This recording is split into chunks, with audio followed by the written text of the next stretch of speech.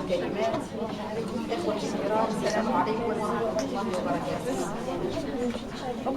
إن شاء الله نتناول الليلة درس تثقيفي حول الصحة، الغذاء الصحي المتوازن.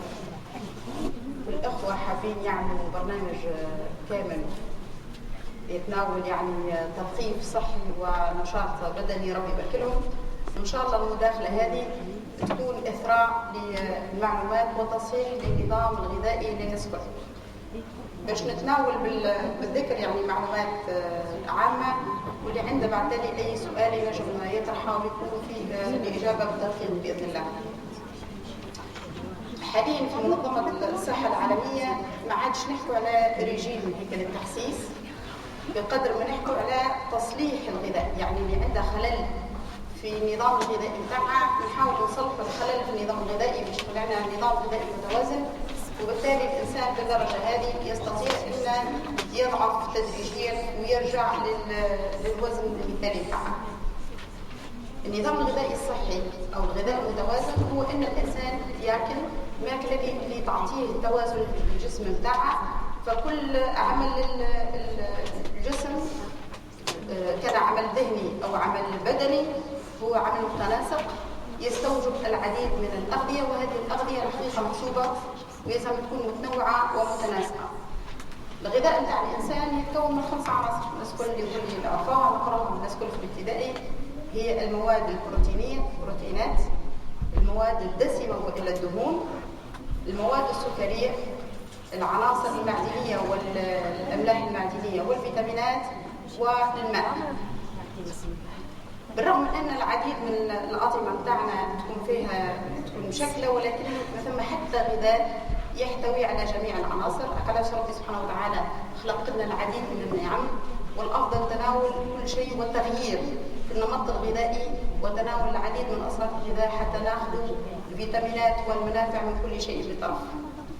المواد البروتينيه هي المواد تدخل في تركيب الجسم، تركيب الكريات الحمراء، تركيب الخلايا، الاجسام المضاده اللي يستعملها الجسم في الدفاع بتاعها، صناعه الهرمونات. كما نعرف مثلا ماده الانسولين هي ماده بروتينيه، او هرمونات النمو ولا هرمونات الغده الدرقيه. العديد من الهرمونات متركزه في الاساس على البروتينات. كذلك عوامل تخدير الدم فيها العديد من البروتينات، والبروتينات هذه مهمه جدا لبناء الجسم، وخاصه نركزوا عليها للاطفال اللي في مرحله النمو، والناس كلها حقيقة تستحق هالكمية من البروتينات. والكمية هذه حوالي للكهل البالغ حوالي 1 جرام للكيلوغرام. الإنسان اللي يوزن 60 كيلوغرام لازم على القليلة 60 جرام بروتينات في اليوم. والبروتينات نلقوها كما نعرف الناس كل يكون في اللحوم بجميع أنواعها، اللحوم البيضاء والحمراء والسمك، في البقول، في البيض، في الحليب ومشتقات الحليب والأجبان واليogurt، وفي المكسرات والبقول الجافة. اللي عنده بعد لي سؤال كان يمكن نحكي هيك شوية لغة تقنية، اللي عنده بعد لي سؤال يرتاح إن شاء الله. المواد الدسمة، المواد الدسمة الناس كلها عارفاها هي الدهون، والدهون هذه مهمة جدا. العديد من الفيتامينات لا يقع امتصاصها في الجسم إلا بوجود الدهون، مثلا فيتامين د ولا الفيتامين E ولا الفيتامين K مهم للتخثر، لا يقع امتصاصها إلا في وجود الدهون. والدهون هذه نجم نقسموها إلى 3 أنواع. طبعا الدهون اللي تتخثر في درجة الحرارة الطبيعية هي دهون يسموها دهون مشبعة، كما السمن، كما الزبدة، كيف ما حتى كالطيب وكيف الشحم. هيك دهون، كل ما دهون تتخثر في درجة الحرارة الطبيعية هي دهون مشبعة. وهذه الدهون هي من أخطر أنواع الدهون، هي اللي تتسبب في الإكثار في التناول منها، تتسبب في لا قدر الله الانسداد في الشرايين، تصلب الشرايين، السمنة، مرض السكري، مرض ضغط الدم. هذه الدهون المشبعة. الدهون الثانية هي دهون تبقى سائلة في درجة حرارة طبيعية، كما زيت الزيتون وزيت الذرة والدهون النباتية. هذه الدهون هي الدهون الصحية، وينصح بتناول الدهون هذه في الأكل ولا في نفوح بها سلطة ولا نطيب بها. أفضل زيت بها الناس كلها هو زيت الزيتون، والدهون الأخرى كان زيت الذرة ولا زيت حبة الشمس ولا زيت حبة الكتان ولا زيت الجنجلان. هذه كلها دهون جيدة جدا، ودهون تحمي القلب والشرايين وتخفض في نسبة التخثر في الدم.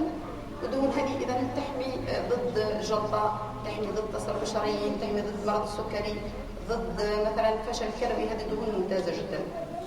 الدهون الثالثة، النوعية الثالثة هي دهون صحية جدا، وهي دهون نجدها بالأساس في الأسماك. الناس كل يمكن تعرفها دهون أوميجا 3 أوميجا 3. هذه الدهون هي دهون ناقصة 3 إشباعات. الدهون هذه تحمينا من الأكسدة، والأكسدة هي يمكن أكثر العامل بتاع الأمراض والشيخوخة هي الأكسدة، والدهون هذه الأوميجا 3 تحمي ضد الأكسدة، ونلقوها بالأساس في الأسماك. لذلك ننصحوا أن نتناول الأسماك على القليلة أقل شيء مرتين في الأسبوع. العنصر الثالث من العناصر بتاع التغذية هي السكريات. السكريات عنصر مهم جدا، يمثل لنا قرابة 55% من الطاقة الحرارية اللي يستعملها الإنسان يوم كامل، وتعتبر السكريات هذه هي الطاقة، هي البنزين اللي يمشي به الجسم بتاعنا. تدخل كذلك السكريات في نسيج بعض بناء الجسم كما العظام وبعض الخلايا. أهم مصدر السكريات نجم نقسموها لعنصرين. الناس كل تعرف سكر سريع الامتصاص اللي هو مذاقه حلو، اللي هو السكر والعصير والجازوز والعسل والشوكولاتة والشمية، هذه السكريات سريعة الامتصاص وهي السكريات الكحولية. وثم السكريات المركبة وإلا نقول هي النشويات اللي نلقاها في العجين، مصدرها الأساسي العجين والبقول والخبز. فهذا المصدرين تاع السكريات. العنصر الثالث في الغذاء بتاعنا أو الرابع هو الفيتامينات والعناصر المعدنية. الفيتامينات هذه هي عناصر صغيرة جدا ولكنها متعددة جدا ومهمة. والفيتامينات هي عنصر أساسي يعني يشتغل بها البدن، يمكن نلقوها في بعض المكونات للبدن، ولكن هي أساسية يشتغل بها البدن. هي تعمل في يعني كل ما هي عمليات حيوية، يعني الأيض والاستقلاب في العرش من مصطلحات كان هي كل ما هو حرقان وبني في البدن يستعمل الفيتامينات. كل ما هو دفاع، وسائل دفاعية، بناء الكرات الحمراء، تحرك الأنزيمات، تحرك الهرمونات، كلها يعتمد على الفيتامينات. كذلك النمو وتركيب الجسد يعتمد كله على الفيتامينات. والفيتامينات موجودة أساسا بالأساس في كل ما هو خضار وفواكه، يعني الخضروات والفواكه غنية جدا بالفيتامينات.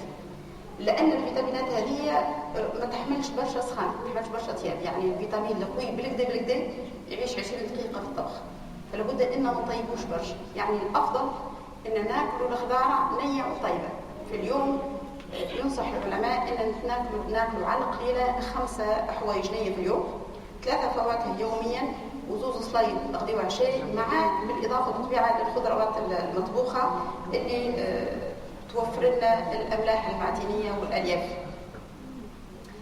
النقطة الأخيرة هي النقطة الخامسة، الماء مهم جدا. وأني ركز على الماء الحقيقة على خاطر لحد حكم التجربة إن يكون إحنا في جابس وإلا في الجنوب الكل ما نشربوش ماء، معناها حتى هنا تقريبا بعلي ما ناش سقي معنا، وهذا عنصر مهم جدا. إذا كنا نعرفوا إن الماء يمثل لنا أكثر من 70% من تركيبة الجسد، إذا كنا نعرفوا إن الإنسان يخسر ما بين 3 و5 لترات يوميا من جسمه عن طريق التبخر، عن طريق التبول، عن طريق التنفس، عن طريق التعرق، في زمن نفهم اللي زمن نشرب الماء.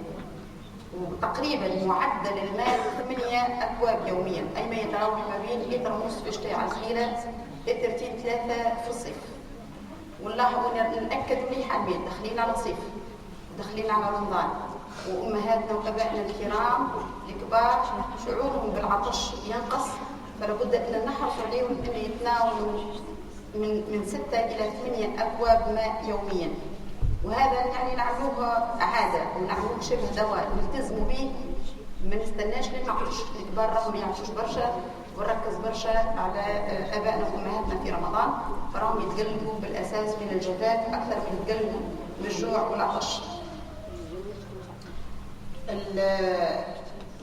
التغذية المتوازنة يعني احنا تناولنا العناصر الأساسية للغذاء، ولكن تو باش نتناول التوازن في الوجبة. كيفاش تكون الوجبة متوازنة؟ الإنسان الكاهل يأكل 3 وجبات، يعني فطور صباح وغداء وعشاء. أراوي علميا ما فماش له مج. يعني تو نلاحظوا ان هالعشويات في الصيف تكثر برشا، او كل عشويه، يعني ثقافتنا تحوم حول الاكل كلها، كان عرسنا، كان عشوياتنا، كان فرحاتنا، اللي عنده باك يعمل عشويه، والعشويه يجيب لها غدا لها شيء، يعني الانسان يزيد وجبه رابعه على الوجبات نتاعها. الكاهل عنده 3 وجبات، والرسول صلى الله عليه وسلم كان معظم الأحيان يأكل وجبتين، يأكل وجبة يعني الصبح ووجبة في العصر، قليل جدا من يتعشى. زوجات الرسول صلى الله عليه وسلم قالوا كنا يعني من الأيام القلائل اللي كانوا يرقدوا شبعانين، من الأيام القلائل اللي كانوا يتعشوا. فنحاولوا نلتزموا على القلة الكبار 3 وجبات، لكن الأطفال والمراهقين والنساء الحوامل والنساء المرضعات لهن أن يتناولوا لمجة في المساء. يعني لمجة الصباح تحت، علميا لمجة الصباح حتى في رياض الأطفال تحت. لمجة الصباح حاليا يعني دراسات الكل تقول راهي تؤدي إلى سمنة الطفل، وحاليا قاعدين نشوفوا في سمنة عند الأطفال اللي هي يعني يولي الطفل مهدد لا قدر الله بالسكري، ارتفاع ضغط الدم، تصلب الشرايين في عمر مبكرة جدا. قبل الأمراض هذه نشوفوها في الستينات، لو قاعدين نشوفوها في الأربعينيات، يعني نخافوا ان الجيل الجاي يشوفها في الثلاثينات ولا في العشرينات من العمر، وهذا خطير جدا يهدد الأجيال القادمة. وعلاش حتى في تونس يعني معهد التغذية عامل مع رياض الأطفال يحاول يوعيهم ان لمجة الصباح ينفعهم الأطفال، أو على الأقل إذا كان لازم الطفل يهز فاكهة، يهز شوية خضار، يهز شوية فقوس، يهز كعب طماطم، مش لازم يهز العصائر، يهز البشكوك، يهز كل ما هو المعلبات يعني. قلنا 3 وجبات أساسية. وجبة الصبح تمثل لنا حوالي ما بين ربع احتياج اليوم أو 5 احتياج اليوم. وجبة الصباح يكون فيها يعني نحرص كل الحرص على تناول كوب من الحليب، خاصة احنا في جامس يمكن لاحظت أن الهشاشة موجودة برشا، إما لعدم توازن الغذائي بتاعنا أو الله أعلم يعني التلوث عند دور أو لا، لكن لاحظنا أن الهشاشة موجودة بشكل كبير برشا. فنحاول نتناوله في الصباح إما كوب حليب أو نوع من مشتقات الحليب، يعني ياغورت ولا كاس البن ولا طابعة يعني جبن، فيه خبز أو نوع من النشويات، يعني خبز وإلا بسيسة وإلا ذرع، وهذا للصباح مهم. فيه فواكه، الفاكهة ما عندناش عادة وجود فاكهة صراحة، والفاكهة مهمة جدا، وخاصة إن واحد يبدأ نهاره الفاكهة فيها فيتامين، خاصة فيتامين ج بالعربي فيتامين سي اللي هو منشط، واحد يبدأ نهاره ناشط ويبدأ نهاره بوسائل دفاعية. الغداء يمثل لنا ما بين نصف احتياجنا اليومي أو ثلث احتياجنا اليومي، وتركيبة الغداء بتتراوح ما بين 5 أو 6 نقاط. يعني نحب كما ذكرت من بكري ان نحب ناكل 5 حاجات نية في النهار، منها 3 فواكه وزوج سلايط. نلقوا في الغداء بالطبيعة لابد من وجود سلطة، وهذه توفر لنا الفيتامينات اللي حكينا عليها في الطبخ. النقطة الأولى. النقطة الثانية لابد في الغداء من وجود الخضروات المطبوخة، لكن الخضروات المطبوخة تنقسم إلى نوعين. كل ما هو خضرة لونها أخضر، هي خضرة تقريبا ما فيهاش سعرات حرارية، ما تسمنش، السلك، الكرنب، المعدنوس، البوتوزينا، كل هذه ما فيهاش تقريبا سعرات حرارية بالكل. فننصح الأخوة اللي يحبوا يعني يعملوا نظام غذائي يركزوا بعيد على الخضروات اللي لونها أخضر. احنا في جابس يمكن نركزوا يعني ماكلتنا كلها، يعني حتى الخضروات اللي ناكلوها كلها سكريات. الجزر المطبوخ يوصل نسبة امتصاص السكر بتاعها 50%. البطاطا المطبوخة كذلك نسبة امتصاص السكر بتاعها هي فيها 20%، لكن سرعة امتصاص سكرها توصل 100% إذا كانت ولي مطبوخة. فنحاولوا نقصوا شوية من أكل كل ما هو جذور مع الكسكس بالذات، يعني ونكثروا من الخضروات اللي لونها أخضر. كنا رقم 1 عندنا السلطة، رقم 2 عندنا الخضروات الخضراء المطبوخة، رقم 3 لابد من وجود بروتينات في الوجبة حوالي قلنا جرام للكيلوغرام، ولكن اللحوم إجمالا حوالي فيها ما بين 40% بروتينات، يعني يقولوا اللحم معدل 150 جرام و200 جرام في السمك من الهبرة، يعني باش يكون نسبة متوازنة من البروتينات. النقطة الرابعة هي النشويات أو السكريات بطيئة الحرق. النشويات هي تمثل لنا الطاقة وتمثل لنا 50% من السعرات الحرارية اللي نبذلها يوميا، وهذه نسبة النشويات تزداد مع ازدياد النشاط البدني. مش كما الإنسان جالس هيك في مكتب ويتنقل بالسيارة وما عندهاش نشاط بدني، كما الإنسان اللي يجري ويخدم في غابة ولا يخدم في مما، بالطبيعة اللي يبذل طاقة جسدية برشا يستهلك طاقة بزايد، ياكل نشويات بزايد.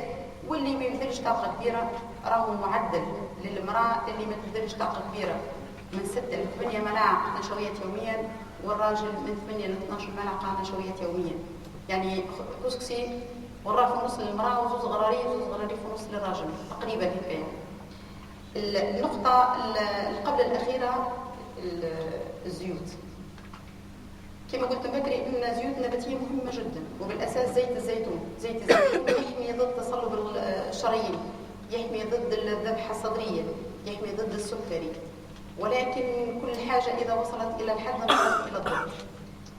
احنا ناكلوا برشا زيت، يعني لحد فطور الصباح خبز وزيت، الغداء كسكسي معبي بالزيت، العشاء كيف. فنسبه الدهون اللي ننصحوا بها يوميا، انت ما نحكي على الحد الادنى من الطاقه، ما نحكيش على الناس اللي تبذل برشا جهد. الحد الادنى من الطاقه، الناس ما تبذلش برشا جهد، ف5 ملاعق زيت يوميا للمراه و6 أو 7 ملاعق زيت يوميا للرجل، اي ما يعادل في الوجبه الاساسيه ملعقه في الوجبه زيت للمراه وملعقه ونص تقريبا للراجل، مع ملعقه اللي باش الزيت اللي باش تصبوه في السلطه. ما ننسوش الزيت اللي باش نحطوه في السلطه، فنقصوا شويه من استهلاك الدهون في الوجبات الأساسية بتاعنا. وأخيرا يعني نهاية الوجبة، أو ما نقولش نهاية الوجبة، النقطة السادسة هي الفاكهة. نحاول نتناول ما يعادل 3 فواكه يوميا. لمرضى السكري ياكلوا الفاكهة بتاعهم في نهاية الطعام باش سكرها يتخلط مع الماكلة ويتوزع وما يبداش امتصاصها سريع. ولكن للناس اللي تحب تعمل حمية وتضعف وما عندهاش سكري، ينصح بتناول الفاكهة قبل الطعام أو ما بين الوجبات. إضافة مشتقات الحليب في الوجبة للأطفال اللي هم في مرحلة نمو، أو للمرأة الحامل واللي ترضع، بينا نزيدوا إما كعب ياغورت ولا كاس حليب ولا كاس اللبن في كل وجبة.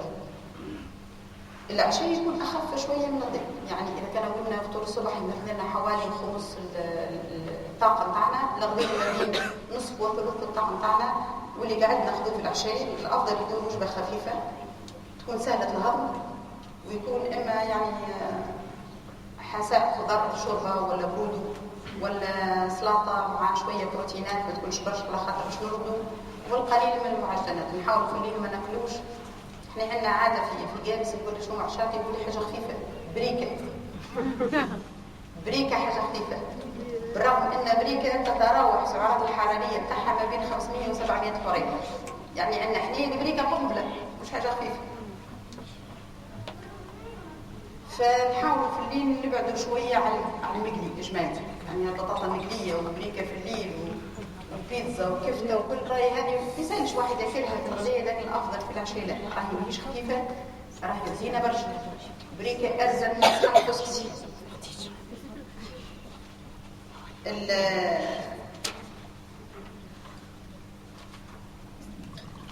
اذا كان الاخوه الكرام داخلين في البرنامج هذايا فيحبوا التخسيس، نحكي لهم شويه على النصائح اللي نعتمدوا عليها في التخسيس.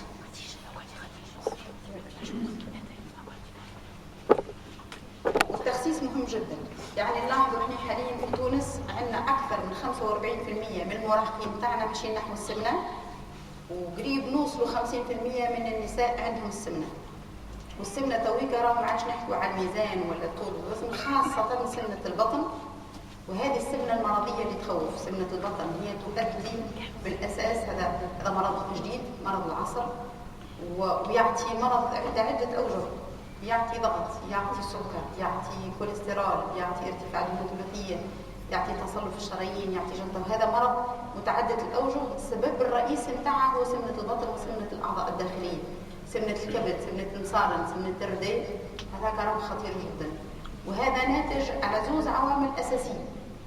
يعني العوامل بتاع السمنه عديده جدا، ولكن اهمها زوز عوامل اساسيه: الافراط وعدم التوازن في الاكل، وقله الحركه، قله النشاط البدني. يعني ناكلوا نقعدوا وناكلوا ما نتحركوش، هذا خطير جدا، يؤدي الى ترهل عضلات البطن وتخزين الكميات الكثيره من الدهون في البطن، وهذه اللي تسبب بالتالي في الامراض. وهذه السمنه اللي نخافوا منها. كنقيسوا الدوره بتاع البطن، هذا التور دو تاي، يعني تويكا بدي عنصر اساسي باش نعدوا على الانسان، نوزنوه ونقيسوا له الضغط بتاعها ونقيسوا له الدوره بتاع البطن حول السرعه. فالتور دو تاي هذا مهم جدا. عند المراه يلزم اقل من 85 سنتيمتر، وعند الراجل أقل من 90 سنتيمتر. يعني كل واحد يروح الدار ويشد بيترو يسدو الصغر تاعه.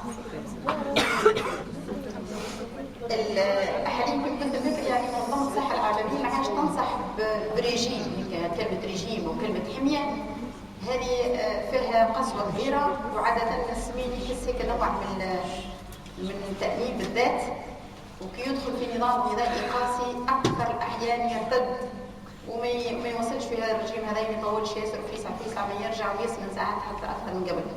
علاش حاليا نقولوا إن نصلحوا النظام الغذائي نتاعنا. أين الخلل؟ نبحث في النظام الغذائي نتاعي أين الخلل، نصلح النظام الغذائي نتاعي ونصلحها ديما، مش نصلحها مثلا لمدة أسبوع ولا أسبوعين نحب نضعف وبالتالي باش نقول نرجع ناكل كيف ما كنت قبل، لكن نرجع ناكل كيف ما كنت قبل نرجع نسمن كيف ما كنت قبل. فلابد اني نفيق اني ما وصلت نسمن هيك الا اني عايش برنامج غذائي غير سليم او يعني ناقص حركه، يعني برنامج حياتي كله غير سليم. لابد اني نفيق بنقاط الخطا هذه وين موجوده ونصلحها ديما. النظام الغذائي لازم يكون مسترسل فوق من 6 شهور باش الانسان يكتسب عادات غذائيه جديده. يعني الرجيم الضاغط والرجيم هيك اللي يكبت ماهوش مطلوب بالكل.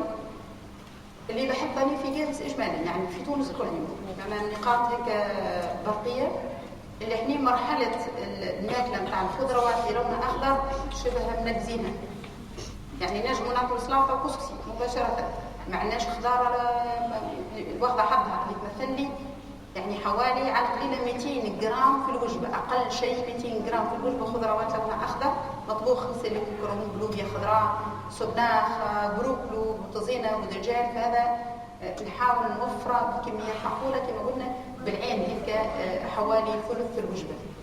كذلك السلطه راهو لازم تكون موجوده غدوه وعشاء، يعني ننصح الاخوه اللي يحب يضعف راهو بسيط جدا. نبدا من كلتي بكاس ماء. الرسول صلى الله عليه وسلم قال ثلث لطعامك وثلث لهوائك وثلث لمائك. يعني نبدا من كلتي بكاس ماء الاول، بعد تالي ناكل الفاكهه، وبعد تالي ناكل السلطه، وبعد تالي نمشي للحم، وبعد تالي نمشي للعجين. اصلا اني نكون ما وصلت للعجين كان شبعت كويس بيه. النقطه الثانيه هي اني ننظم برشا.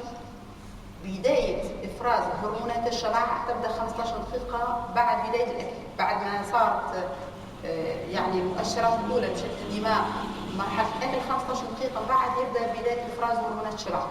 فقلت ما ننضغ برشا، نطول مرحله النظر باش تطول فتره الاكل، تجي 20 دقيقه من الاكل كان انا شبعت.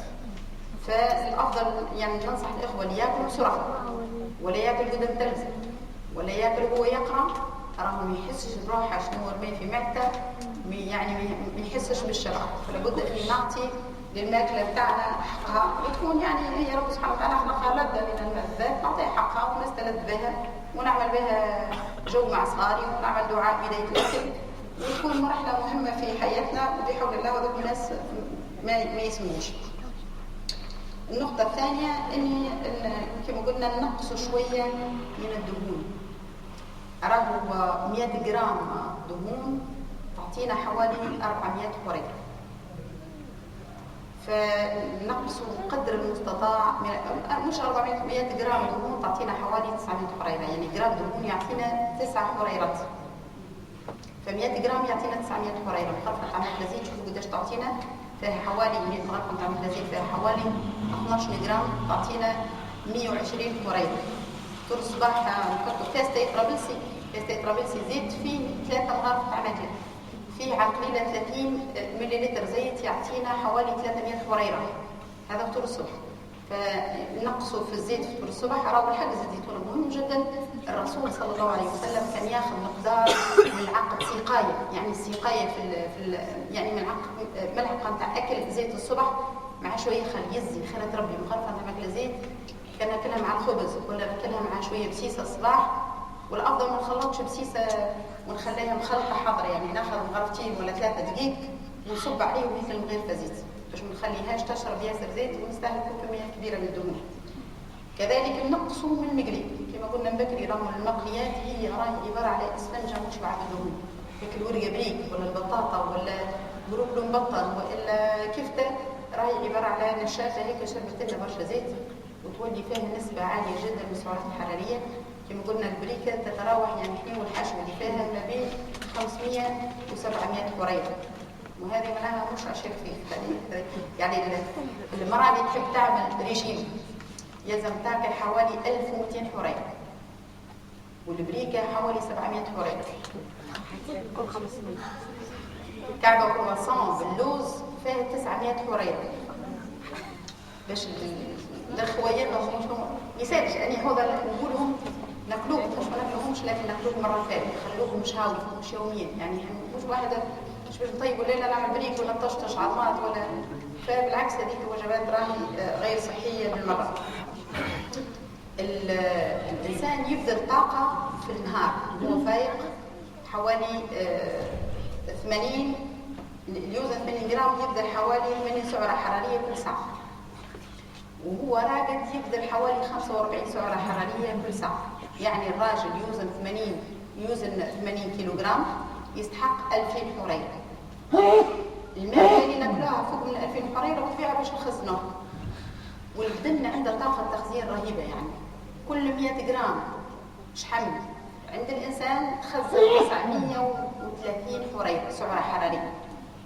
معناها باش نحرق يعني باش نضعف 100 جرام يلزمني نحرق 930 سعره حراريه.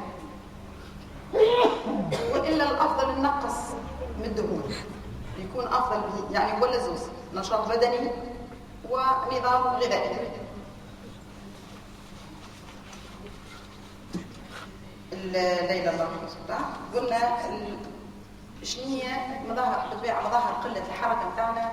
هو تو الناس تتنقل ديما بالسياره، والا تلقى دروج ولا سانسير ماذا بيه تاخذ المصعد يعني وتخلي دروج، ولا تو تقريبا عندها سياره ماذا بيه يدخل بها لبيت النوم يعني مباشره في السياره. فهذه آفة بحق آفة.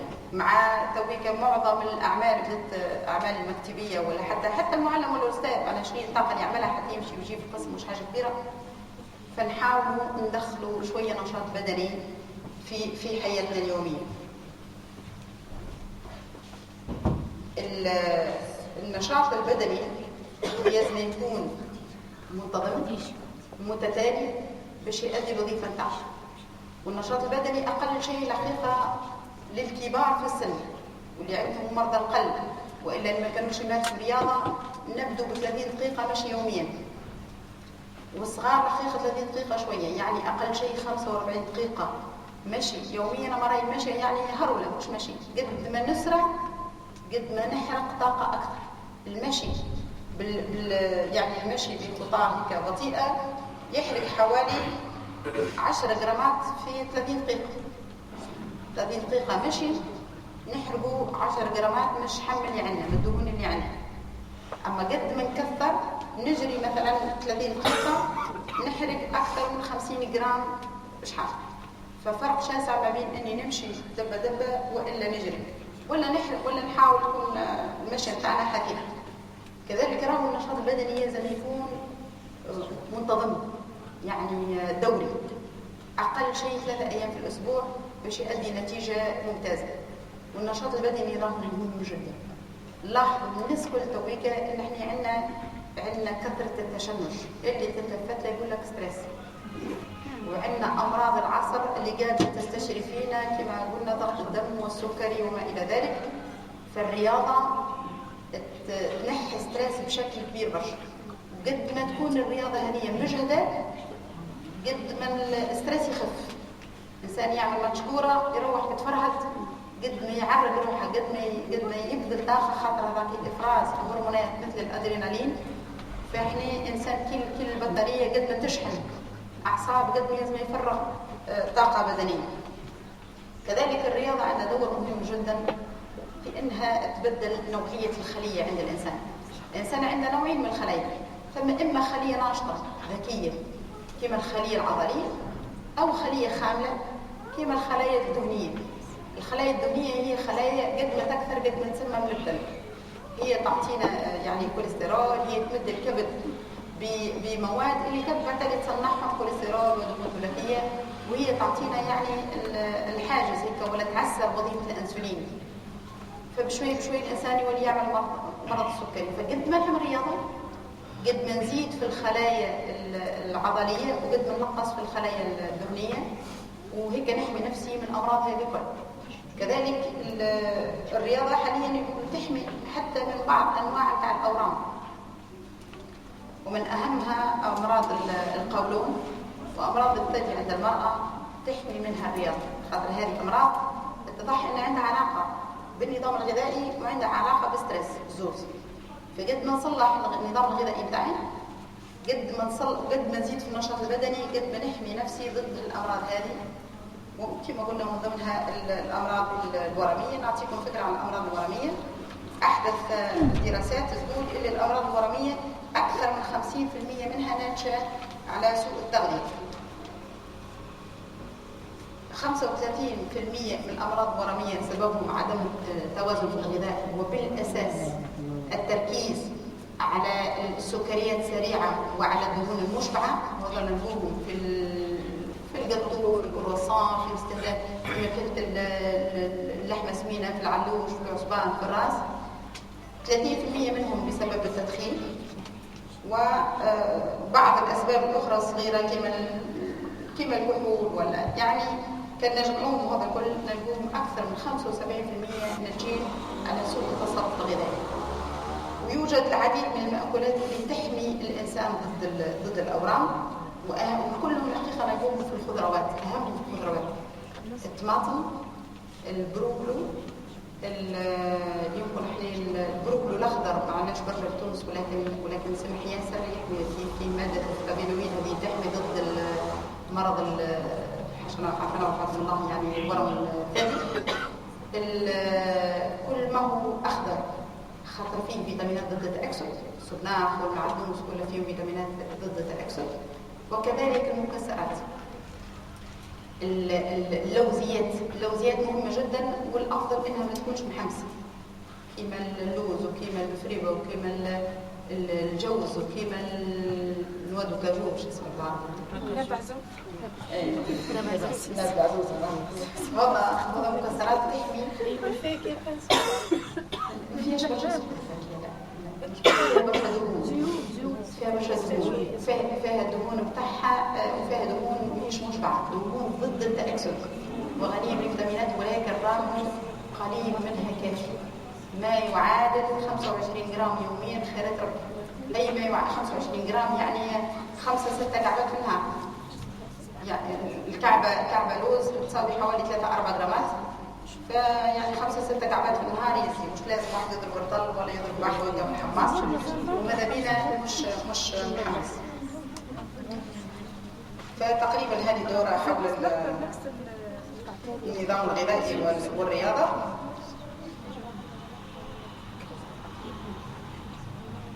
النقطة الأخيرة غير باش نعطيكم بعض الأمثلة البسيطة اللي تسمى ياسر. يعني البطاطا فيها 20% سكر، لكن كان ناكل اني بطاطا هيك كعبه بطاطا مسلوقه بتاع 100 جرام حجمها قد عظمتين تعطيني 70 حريره. وكان نعمل كعبه بطاطا هذه مقليه باش تعطيني 350 حريره. هي نفس الكعبه بطاطا، الفرق في الطاقه الحراريه. كذلك مثلا اني ناخذ لحم علوش، ناخذ 120 جرام لحم علوش كان طيبه مسلوق يعطيني 200 حريره، وكان طيب الحم العلوش هذايا مع الزيت ولا الزبده باش يعطيني 400 حريره. كل ما هو هالشوكولاته او هالبراك والبرانس والشوكولات هذه والبسكوت اللي فيهم برشا شوكولاته اكثر وحدين يسمنوا. علاش؟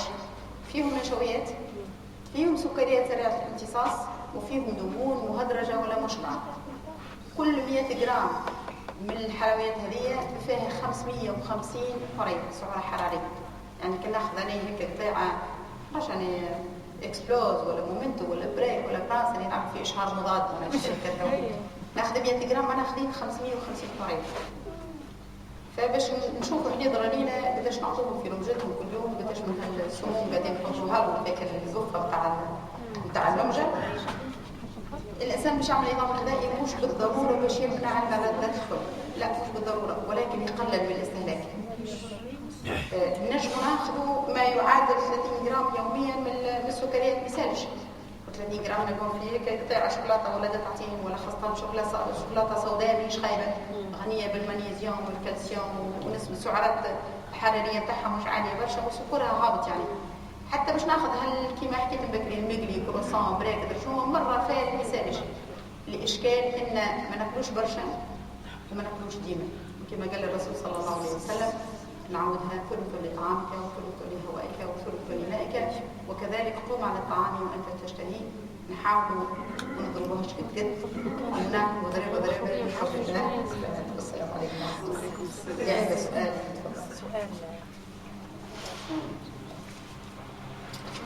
ذكرتي بالنسبة للوجبات بالنسبة مثلا نحن الغلة وذكرنا عائلات ما تنجمش تاخذ باش نجم تغيرها بالنسبة لكعبة الغلة في النهار مع غلاء المعيشة كلها. أعطيني وجبة متاعها متوسط تاع زوال.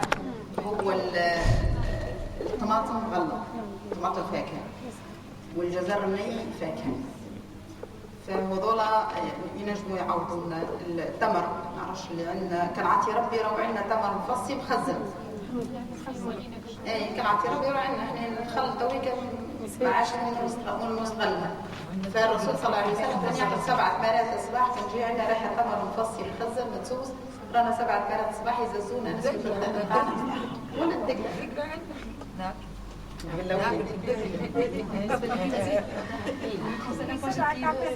بالنسبة للغدة الدرقية عندها دور باش تسمن ولا ثم اللي ما ذكرتهاش في اسباب السمنه ثم برشا غدد يسببوا في السمنه من ضمنهم الغده الدرقيه والغده اللي هو الكلوه بالحق يسببوا في السمنه ولكن الغده الدرقيه الخمول في الغده الدرقيه يسبب السمنه لكن الافراط في افراز الغده الدرقيه يسبب في الضعف بالعكس.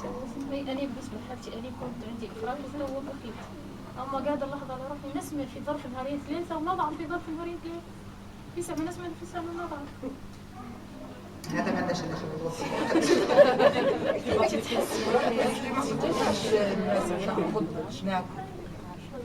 الغدة الدرقية كلش رجيم. ليش ما قتلناش تجربة إلا السمك قاعد توربوا عليك. حوت رجيم بكل عادي. حوت قتل بكل عادي.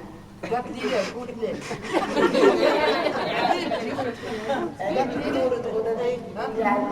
ما تسحقش رجيم الغدة الدرقية من نحو الحوت إلا إذا كان باش ناخذ جرعة اليود. ما عدا ذلك مع وقت فقط 7 أيام هذيك نتاع الجرعة ما تاخذيش السمك وما تاخذيش الملح ما تاخذيش الفرق وقتها فقط ما عدا ذلك كلي عادي.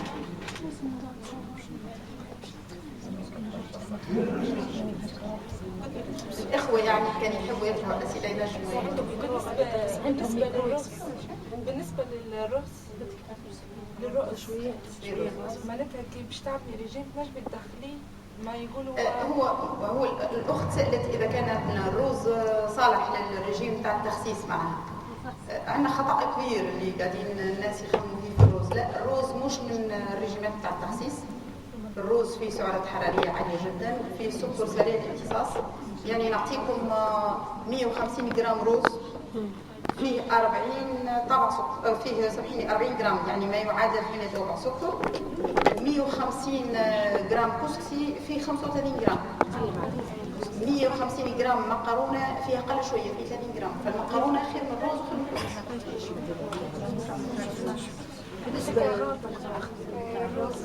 فما المعدات اللي بيعرفين يعني المعدات الرياضية تلبس كما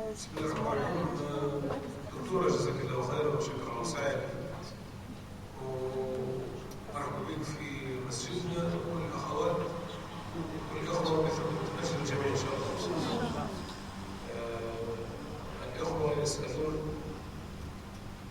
السؤال الأول يقول متى هل هنالك سقف زمني لتناول وجبة العشاء ليلا؟ ثانيا يتعلق بأكل السمك هل يضر أن يؤكل مشوي أم مقلي؟ هنالك دراسة لشرب الماء قبل أو بعد المشي أو خلاله.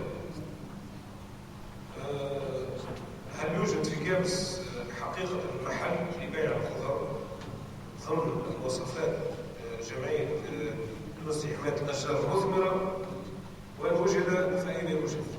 وجزاك الله خيرا سلف.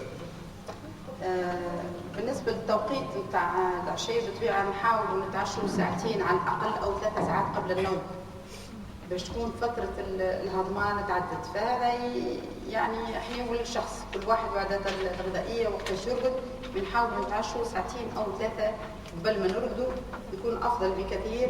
وهذا ينقص لنا من اللي عندهم جير، اللي عندهم فم المعدة محلول ما عادش ما يتقلقوش، اللي عندهم الفدة كذلك ما يتقلقوش في النوم، اللي عندهم الشخير ما يتقلقوش برشا. وكما قلنا راهو ضروري جدا ان العشاء يكون خفيف، ناقص سعرات حراريه، ناقص دهون، وناقص كذلك بروتينات. يعني نجم ناخذ 150 جرام او 200 جرام لحم في الغداء، اللحم ابيض ولا سمك ولكن في الليل نحاولوا ماذا بينا ما نفوتوش 100 ولا 150 جرام. ففي الليل نركزوا بزايد على السلطه والخضار المطبوخه، ونقصوا بالدهون ونقصوا من اللحوم. هذا السؤال رقم 1. السؤال رقم 2 السمك. يعني السمك من الوجبات من نعم ربي سبحانه وتعالى اللي مهمة جدا جدا جدا. وإحنا ربي أكرمنا في الخليج جابس بوجود السمك الجيد اللي هو السمك الأزرق. الناس مش عارفة اللي أحسن سمك هو السردينة والتن والماكرو. هذا السمك الأزرق أكثر سمك غني جدا بالأوميجا 3 اللي حكينا عليها، هذه اللي تحمي ضد التأكسد. الأوميجا 3 هذه الميزة بتاعها إن هي دهون. هو ربي خلق السمك سريع الطبخ، يعني في ساعة ما يتيب لخاطر الأوميجا 3 هذه أو أوميجا 3 ما تتحملش الطياب. الأوميجا 3 هو زيت ناقص 3 إشباعات. يعني حكينا بكري على أنواع الزيت، زيت اللي مشبع اللي يجمد فيسع، وزيت النباتي، وزيت متاع السمك. الزيت متاع السمك كان قليناه فسدناه حرقناه، يعني حوتة مقلية ما عادش تصلح حتى شيء الحقيقة. فالسمك الافضل يكون حتى مشوي ماذا بينا راهو مش على الجمر، مش على النار، هكا الماكله اللي فيها شويه دخان محروقه شويه، يعني فيمي ولا كربونيزي. الماكله هذه المحروقه على الدخان ولا على الكانون راهي كذلك هي ماكله غير صحيه، وتو يقولوا اللي هي تتسبب في بعض الاورام عافانا وفقكم الله. فالحوت حوت طايب، حوت في الفور، حوت في الكسكاس، سكسي بالحوت، شرب الحوت، حوته مشويه على الطفار ولا حاجه خير من المقليه بآلاف المرات. شرب الماء، وجعلنا من الماء كل شيء حي. وني من محبي شرب الماء ولا اكل ولا امل باش ننصح بشرب الماء. الرسول صلى الله عليه وسلم كان كنود يصلي صلاه الفجر يخلط مغرفه تاع ماكله عسل في كاس ماء، يخض مليح ويشربه، وبالتالي يقعد يتعبد حتى يشرب الشروق باش يفطر. وثم دراسه يابانيه اجريت على شرب الماء 1 لتر يوميا على الريق هيك على الصباح على الخوار. فالدراسه هذه ورت اللي شرب الماء يضعف، يحسن السكر، خاطر يحسن نوعيه الخلايا. الشحم نتاعنا نقول لكم معلومه، يعني الانسان فيه حوالي 70% ماء. 70% هذه موجوده، 83% ماء موجوده في العضلات، و25% برك موجود في الشحم. والشحم ما يتحلحزش فيسا، يعني ما فيش دورة دموية ناشطة.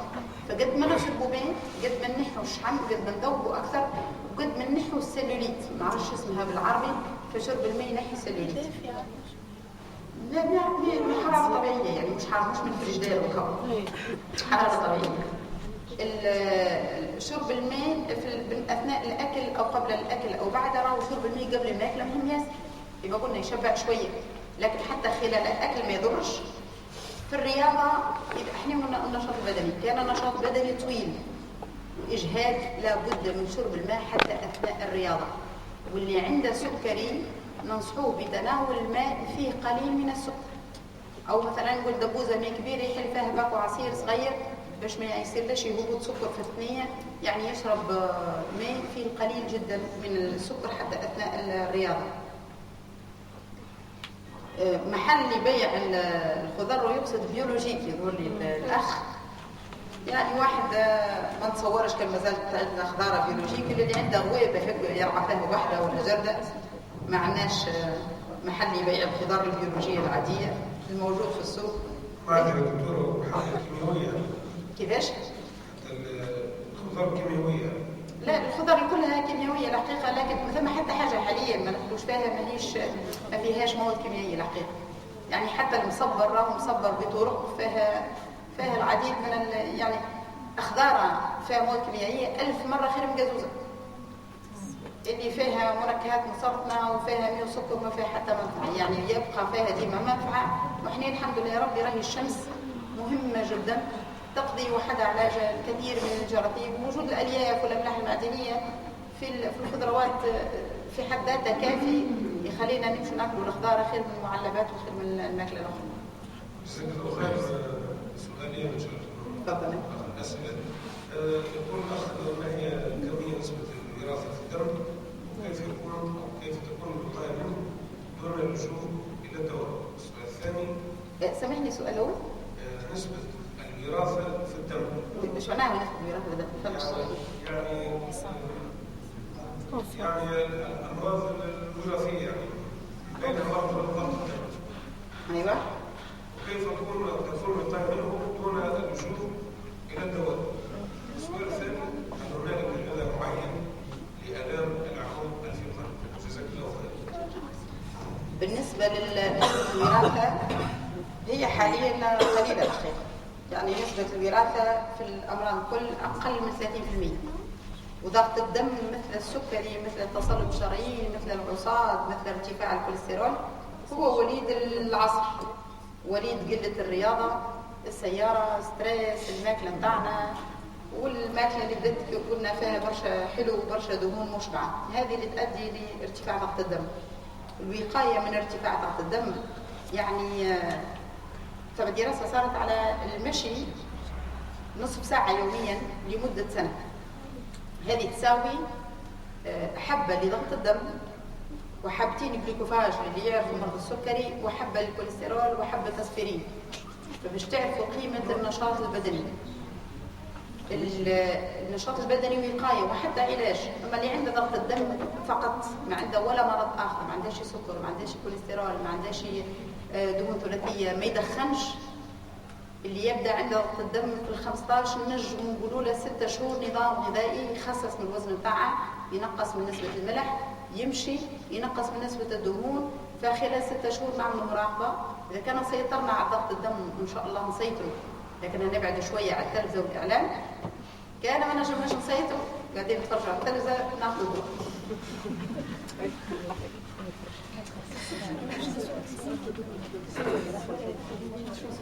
شو السؤال الآخر أخويا نسيت؟ غذاء العمود الفقري.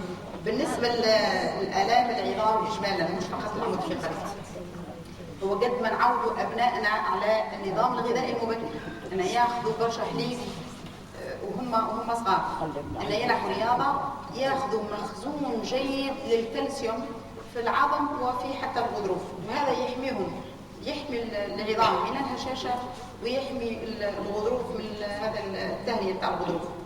لكن الكبار اللي صار لهم يعني آلام في العمود الفقري، أكثر الآلام في العمود الفقري الموجودة حاليا سببها ترهل عضلات البطن أو الانتفاخ الكبير بتاع البطن، والإنسان يبدأ يمشي مصروع على تحت، يعني معمل ياسر على عضلات الظهر ومش معمل على عضلات البطن. اللي مازال يعني ان شاء الله نقولوا ما عملش انزلاق غضروفي ولا ما عملش روماتيزم في العمود الفقري، يحاول يلعب رياضه، يقوي مليح عضلات بطنه. وثم اجهزه تقيس التوازن، ثم اجهزه عندي ما نعرفش هنا في جالس موجوده ولا لا، عند اطباء يعني بتاع جراحه العظام، تقيس توازن الانسان، نقطه التوازن بتاعها يعني تراهي معمل على قدام، مخ التالي مخ القدام، هذيك تعلمه كيفاش يلقى مركز توازن. وهذا يحمينا من الم الظهر. النقطه الثانيه اللي قلنا لاحظناها في جابس هي الهشاشه في العظام المبكره، وهذا خاطر ما ناخذوش برشا حليب وما ناخذوش فيتامين د بالبهي.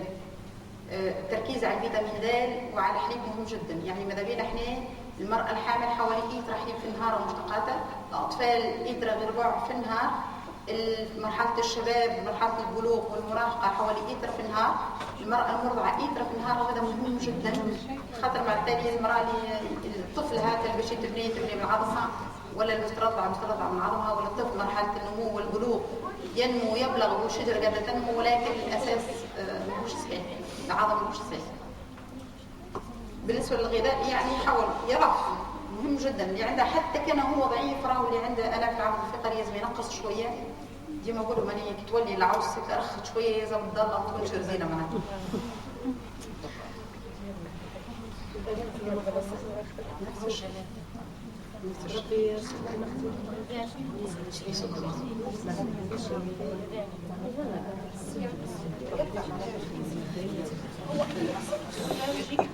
الأخت تسأل على السكر المخزون. هي فرصة باش نفسرها للناس ما هو السكر المخزون. الناس بيقولوا لهم السكر المخزون عامل والسكر الصباح عامل آخر. السكر المخزون راهو هو نجم نقولوا قداش ترسب سكر في الدم وعلى البويرات الحمراء من على مدى 90 يوم. راهو داخل فيه سكر صباح وسكر بعد الغداء وسكر احنا راقدين، يعني هذا عباره على معدل. والانسان عدى رياضيات وعدى عربيه وعدى فيزياء وفي الاخر يلقى معدل كل واحد قد جا فيه. كذلك التراكمي، اسمه تراكمي في الحقيقه احنا نقولوا له سكر مخزون، هو كم تراكم سكر في الدوره الدمويه على مدى 90 يوم، على مدى 3 شهور. السكر التراكمي احسن معيار باش نشوفوا به هي تعديل السكر. الانسان العادي عنده تراكمي من 4 ل 6، هذا ما عندهش سكر. فات 6 راهو عنده سكر، وفات 8 راهو سكر سيء جدا. تعديل السكر يلزم اقل من 7، اللي عنده انسولين، واقل من 6.5 اللي بالحرش. بالطبيعه النظام الغذائي والمشي صالح جدا جدا جدا.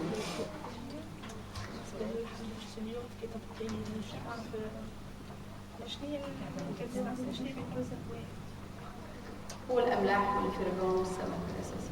في اليوم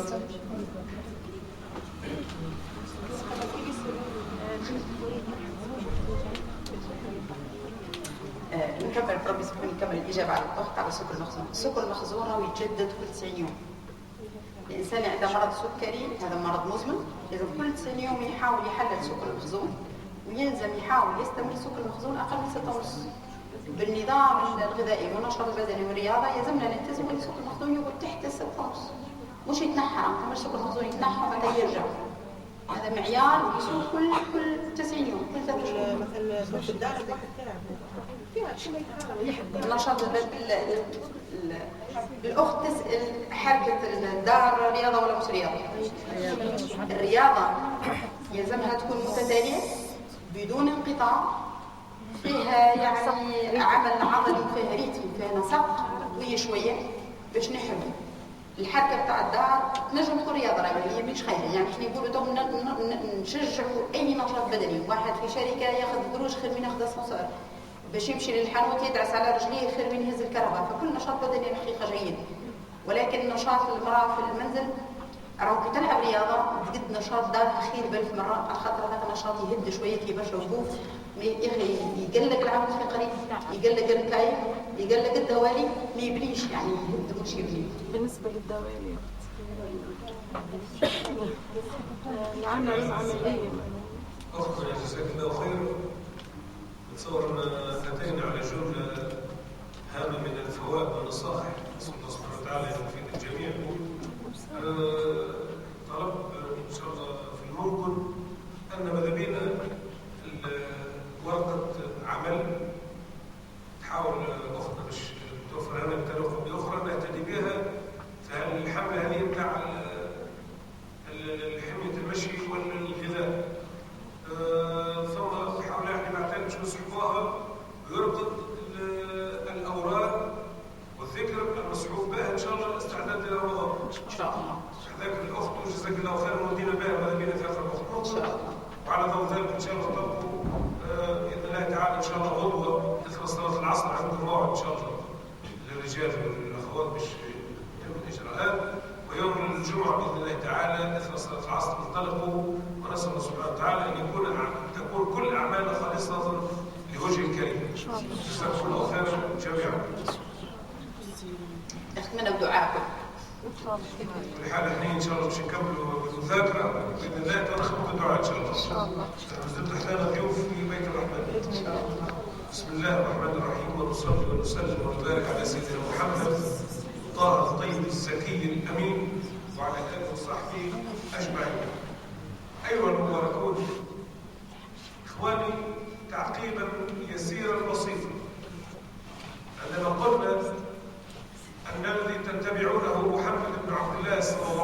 الزفت.